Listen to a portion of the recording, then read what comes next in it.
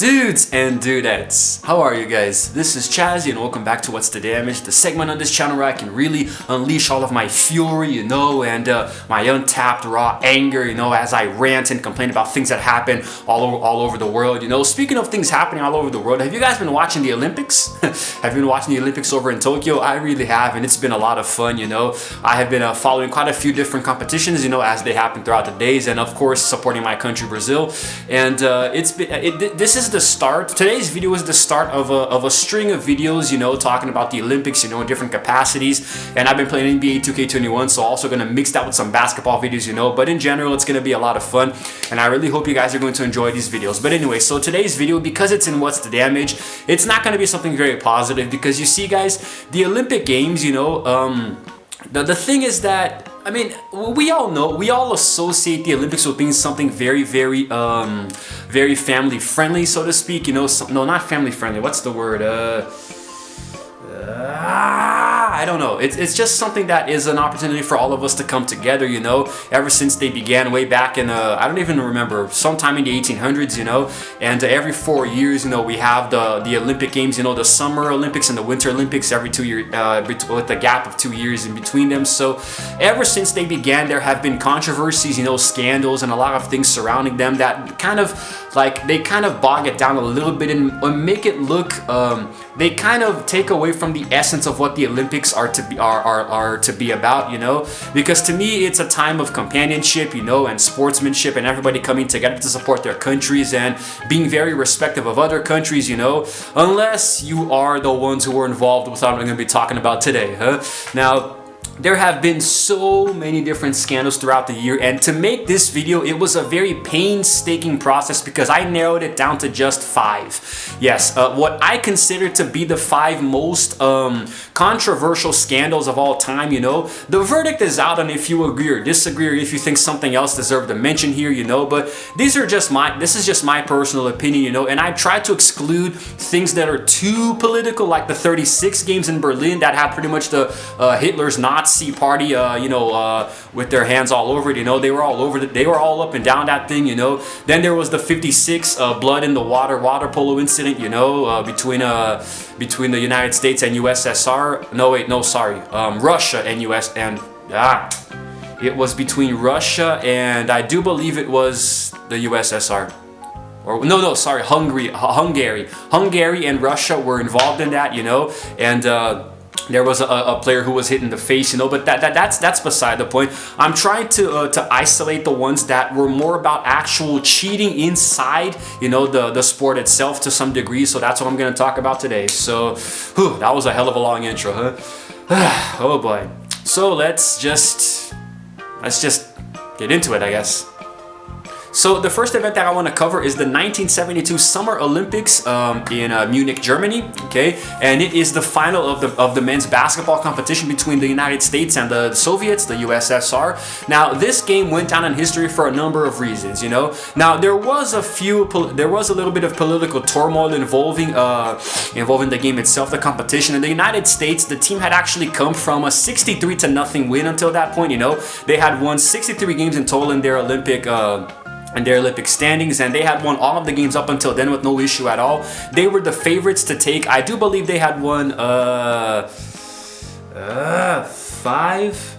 No, they had won the previous 7 gold medals, in the competition. So they were the favorites to win this time here, However, the game was actually a little suspicious right from the get-go. Things weren't looking too good, And they were playing pretty okay. It was a pretty balanced game. There was skill and talent, Both sides were playing well. But obviously, the American team was a little bit more superior. No surprise. They were talking about the players from the NBA back in the time. However, the reason that this became such a scandalous controversy is because the final 3 seconds were replayed 3 different times until eventually the Soviets came out on top and won. Now, at one point, they were alleging some foul play here because one of the players shot a ball, but apparently it didn't cross the line in a certain way, or there was a foul that wasn't given, you know. So every time that the Americans finished the game, they made the game-winning shot and they went to celebrate. The referees called the timeout.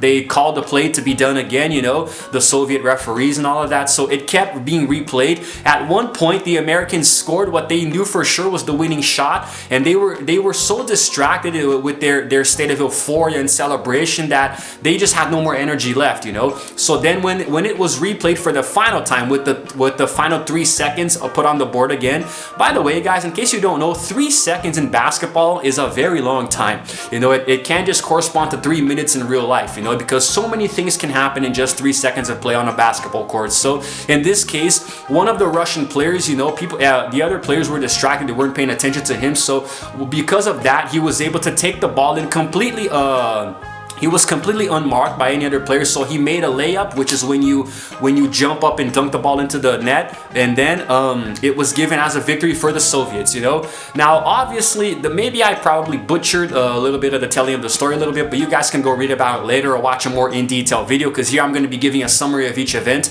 But basically, it was very, very flagrant cheating, you know. It was very rigged because obviously the game was tilted in the Soviets' favor, you know, and then even though the American players, the trainers, the coaches, the refs, everybody was trying to pressure the judges, it was to no avail, because the idea was to make the USSR actually win that gold medal, you know. Now, the American players, the ones who took home the silver medal, none of the players to this day have accepted their medals, you know, and you can understand why. I mean, they were cheated out of their gold, man, you know. I mean, it doesn't make sense. I probably wouldn't accept it either, because, I mean, it's not fair. You know, now when it comes to cheating, I mean, it's always going to be unfair no matter what, you know. You can't ever justify cheating in any sport or competition and actually expect it to be considered fair, you know. So I do think that this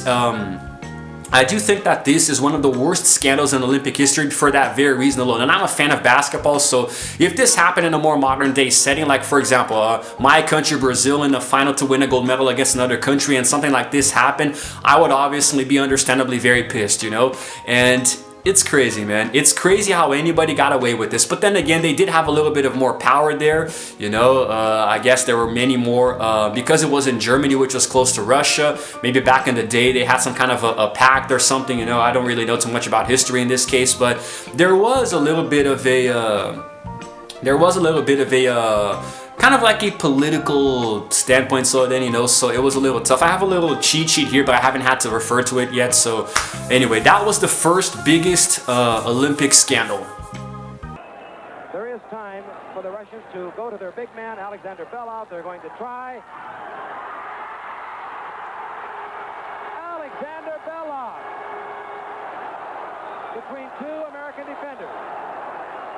Back there with him, Jim Ford and the Felon, and the Russian team has mobbed Alexander Belov.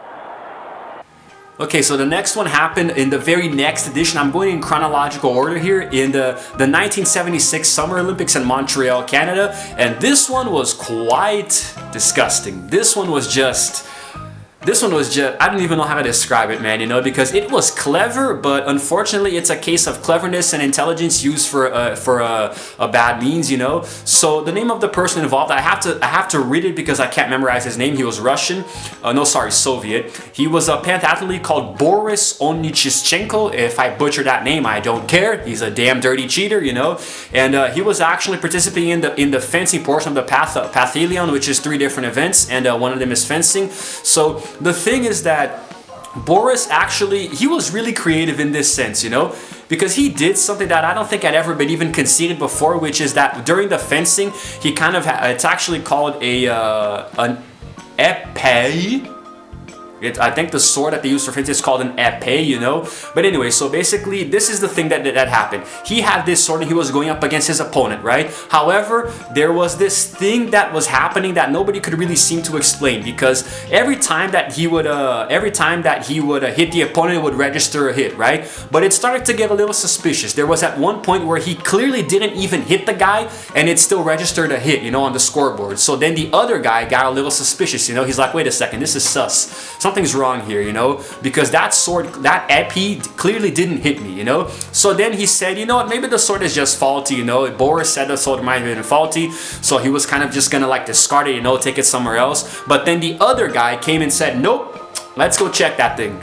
I want you guys to check that right now because there's something wrong with that sword, with that EP in particular. I'm gonna keep saying sword, I'm sorry. I don't understand fencing. But anyway, so they confiscated the epi, and then they realized that it was actually tampered with, you know. Boris had done something where he kind of installed kind of like a button of sorts, you know, a push button, where every time that he, what was it called again? Yeah, I have it written down here. Okay, it was a push button on the pommel of the epi, so... Okay, so here we go. So basically, it was a button that he had inside of that little cylinder thing under the EP, and every time he pressed that, it would register a hit through his EP and put it up on the scoreboard. How exactly he managed to do this, I have no idea, but he did. So it was like, it was pretty much a guaranteed hit, you know. So even if he hit the guy in a place where he wasn't supposed to, you know, it would register the hit. So, and fencing is a very fast sport, you know. You don't really pay too much attention to it. So it was very easy to trick the referees into thinking something had happened. But then when they finally confiscated it and opened it up and saw what was going on, that's when everything came crumbling down, you know. So this is a more direct cheat by one particular person, so it's not an entire team like it was the USSR against the USSR against the USA in the last one. So in this case, it was one particular person doing it. If the other people around him were involved, I don't have that information, but maybe they were, you know, or maybe he just did it by himself, I don't know. Maybe there was a little bit more of a rigging there in some other aspect, but to me, it was pretty, dude, it was pretty, I mean, let's just think about that for a second. I mean, I'm actually stuttering because I don't even know how to phrase this, because either the guy is so good that he just wanted to make sure he won, you know, with no, just wanted to guarantee a victory and the gold medal, or he sucked so bad that he needed to cheat to make sure he actually got the medal. So the verdict is out on what you believe, but Boris to me is a douche, you know, and it's actually really funny because, I mean, try to imagine the other guy's reaction, man. Like, the sword clearly didn't hit him, and yet it registered a point against him. It didn't make any sense at all. But yes, that happened in 1976, and boy, did it tarnish a little bit of the games there, man.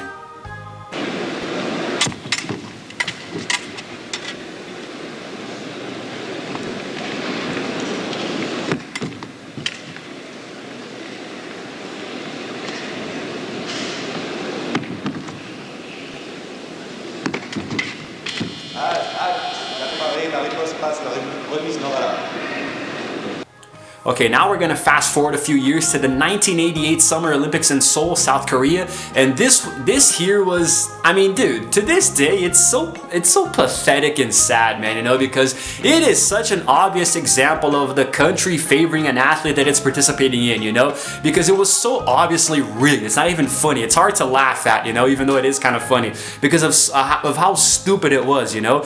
But it was a rigged boxing match between the Korean boxer Park Si-hoon and the American Roy Jones Jr., you know. Now, it was a very controversial 3-2 judge's decision, you know, because Roy was clearly the superior boxer, you know. He was just taking him to the cleaners, man. He was owning the guy. He was just like pummeling him left and right, you know. He landed a total of 86 punches and Park only landed 32, you know.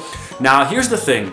After the call was made, you know, one of the judges actually did admit that the decision was a mistake, you know, and then they were all suspended for after voting, you know. But wait, what? The voting? No. They all of the 3 judges that were voting against Jones were later suspended. But the thing is that if you watch the fight, you know, you can find clips of it on YouTube. If you watch it, you can see that the Korean guy clearly sucks, you know. And actually, he was surprised when the ref lifted up his hand, as in he got the victory, you know. Like, even he was surprised, and he actually apologized later to the American, you know, because Asians, man, even when they cheat, they're honest, you know. It's it is just crazy, you know. But basically, it was later found out that all of the referees were taken out to dinner, you know. They were wined and dined by the officials. And to give you guys a little bit of more detail into that, all 3 of the judges, they were taken out by South Korean officials, you know. So they basically kissed their asses, you know. They were taken out for a good time, and definitely a lot of money was spent on them with good food and probably women and wine, you know. So they were literally bribed. So that's what happened. So they were bribed by South Korean officials to tip the match into their favor so they could win the medal, you know, which did work, you know. This is a case for a medal to obviously be stripped of the player that it was given to, but it didn't happen for some reason, so I guess it just kind of stayed the way it was. But you know, I mean, dude, you can't, like, when you're a government, when you are a sports official, you know, when you're somebody who's responsible for seeing the tide of a certain match, you cannot allow yourself to be bribed so easily, you know, because this is flagrant bribing, you know. I mean, all they did was take you out to dinner, you know, it's a good time. Like me, for example, this would not have worked on me because I gotta do my job, you know, but, like, I guess I can understand how it happened. I just don't know why it happened, you know, because it's just so unfair, man. And this kind of thing tarnishes the Olympics so much. I don't believe that the '88 Olympics in general had too much controversy, but this alone was enough to leave a stain on it, you know, because, I mean, the guy clearly was a better boxer and he was cheated out of his medal just because the officials were bribed by the South Korean government, you know, which the judges were bribed by the South Korean officials, which is actually really pathetic because, dude, I mean, you know that the guy sucks, so you know he's gonna lose. So you have to stoop so low as to bribe the officials to tip the match in his favor, man. I mean, that just makes you a sore loser in any book. So, yeah, that was quite something there, man. Then I think there's something rotten in Korea because that is absolutely one of the most dominant things I've seen. The winner is on point 3-2 in the blue corner. Well, there it is. Park Si-hwan has stolen the belt. Okay, so this next one actually happened in the 1994 Winter Olympics in Lillehammer, Norway, the first winter games here on this list, and it was the controversy between Tonya Harding and Nancy Kerrigan. In case you guys don't know, they were two figure skating athletes representing the United States, but even though they were skating for the same country, they were also rivals and very fierce rivals, you know. And sometime before that happened, there is a lot of information here, but basically, let me see if I can give it a little better here. So because I sometimes get their names mixed up, I'm gonna have to read this one for you guys here. But the ex-husband of Tonya Harding, who was Jeff Gurley, he actually arranged for an attack on Nancy, you know, just a month before the game started. So basically, it was because Harding was actually kind of in cahoots with her ex-husband to try to hurt. I don't think there was the idea was to kill. I think he just wanted to hurt her, you know. So he attacked her with, I think it was an iron or a lead pipe, something of the sort, around her knees, you know, to try to incapacitate her. And there's actually photos and footage of her on the floor crying, you know, people trying to help her out, you know, because fortunately it didn't do the damage that was originally intended, but it was still very, very, it was a heinous act, man. You know, it was really, really low, and it actually did not stop her from competing because both of the women actually did compete. But the thing is that, here we go, so Kerrigan actually won the silver, and Harding was actually had a very poor performance in it, you know. But there is a happy ending of sorts because later Tonya was actually banned for life, you know. I didn't know that. I just found out. I wrote it down and I didn't know that. From competing in the UFC sanctioned events and also from becoming a sanctioned coach herself, you know. I wasn't aware that she was banned. I actually put in quite a bit of research into this, but I didn't know that she was banned. I thought maybe she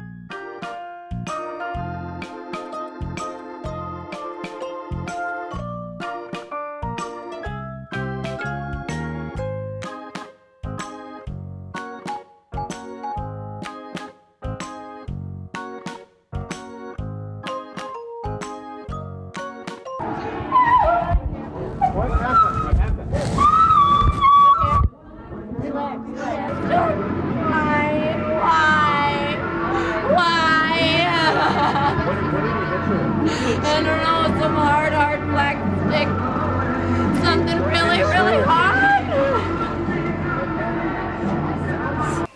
Okay, and now last and certainly least, because it is definitely the worst one in my opinion, you know, it happened in the 2016 Summer Olympics in Rio de Janeiro, Brazil, and I was actually there. I didn't see any of the events, but I was still there in the atmosphere, you know. I was going around in the center to look at some of the things there, you know. It was actually very nice, and it was what made me fall in love with the Olympics in the first place, you know. It was really cool, and I really enjoyed it a lot. I really liked being there, you know, in that atmosphere. But anyway, so I'm going to be talking about Russia.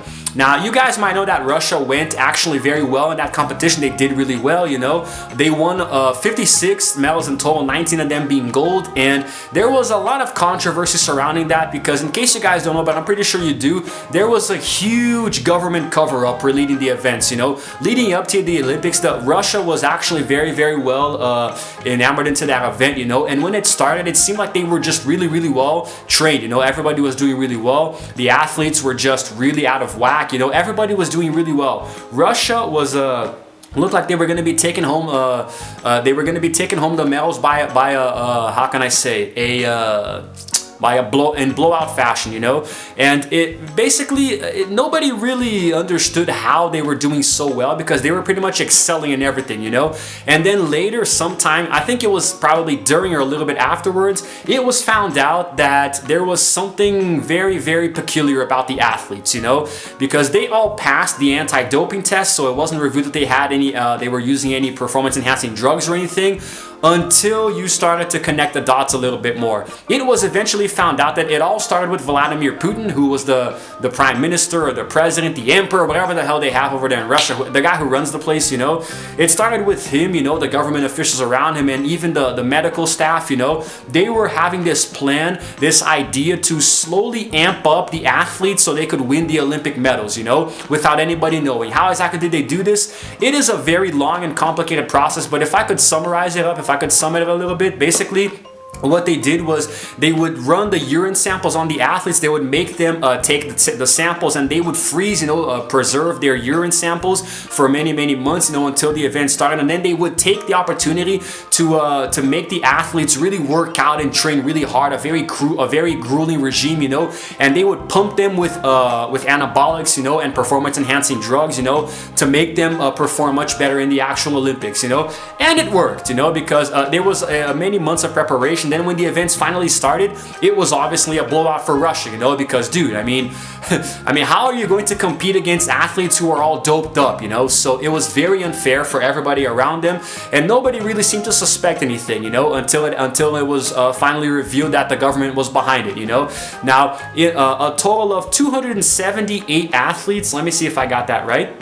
Yes, the IOC cleared a grand total of 278 athletes, and 100 of them were removed because of the scandals. So it was a lot of athletes, man. It was a lot of people, you know. And to my knowledge, they were disqualified afterwards. You know, I don't know if they were stripped of the medals they had already won. I don't think that they was, because I'm pretty sure Russia continued to have the medals, you know, but the players were disqualified, and I don't think they can ever play again, or some of them, or maybe they were just banned for a certain amount of time. But the point is that try to imagine how big of a sore loser you have to be, man. It's one thing for one or two athletes to try to cheat or rig a match in their favor, but an entire country, like a whole nation, like, are you just not that confident in your athletes? You know, I mean, geez, man, it doesn't make sense, really. It doesn't make any sense, because I can't even wrap my head around this, you know. This is last on the list because chronological order, but also because it really is the worst thing that you can do, you know, because it's an entire country involved, dude. It's an entire freaking country involved, and that is just not cool. That is just not cool, dude. But hey, look, I'm not here to judge. Actually, I am. It was wrong. You should all be ashamed of yourselves, you know. And there were a few more details, you know. There was also a wake of an even bigger scandal that exposed them in the Paralympics, you know, in a state-sponsored doping program. But you guys can go read that later. But pretty much, there was like so many athletes, dude. I mean, the investigation claimed that from 2011 to 2015, there were more than 1,000 Russian competitors in various different sports, you know, who were involved in the cover-up. So pretty much everybody in Russia in that time was doped up, you know, in those 4 years leading up to the Olympics. And I didn't catch that during it, you know. I actually found out sometime later, but I didn't really catch any Brazil versus Russia events. But I'm pretty sure that there was a lot of unfair advantage played there, you know, because of this. So yeah, it was pretty crazy, man. You know, I could go into more detail, but this video is long as hell already, so I'm just gonna leave it the way it is. I might do a video just about this later because it is pretty interesting, but because there's government stuff and politics involved, you know, I'm gonna get kind of lazy. But maybe I'll do something related to this, especially if you guys ask for it. So yeah, man. But this one was crazy. This one was really freaking crazy, dude. Wow. The World Governing Body of Athletics provisionally suspends Russia from track and field competitions after the World Anti-Doping Agency, or WADA, finds evidence of state-sponsored cheating. The full complement of 389 athletes is technically still headed to Rio, but the track and field team are in doubt. Skip forward to June this year and 67 are out, as the International Olympic Committee, or IOC, upholds the ban. But anyway guys, that's it. That's been it for today's video, you know, and I hope you guys like it. If you made it this far, I love you. You're quite a warrior because it has gotten pretty long. I'm expecting at least somewhere close to 30 minutes, you know. It's going to be the longest video I've done in a while, that not counting a gameplay, you know.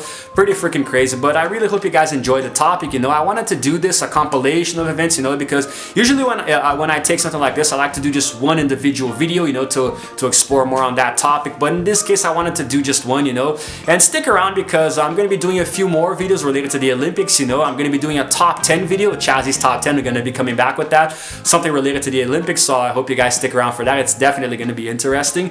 And yeah, I guess that's it, you know. I really hope you guys liked it, and if you did, then please actually give the video a like, you know. Consider subscribing to my channel because I release videos every single day, and also hit the notification bell to know exactly what time of the day I'm going to be uploading, because I do that completely at random, okay? And I'm sorry if at the end here you guys noticed that the video is a little weird because there was a little problem with the camera. I had to adjust it, so maybe the lighting or the focus might be a little different. It's tilted, I don't know. But anyway, that's it for today, guys, okay? I hope you all enjoyed it. And yeah, this is Chazzy signing out for now, and as always, I will see you guys in the next video. Roll the outro screen.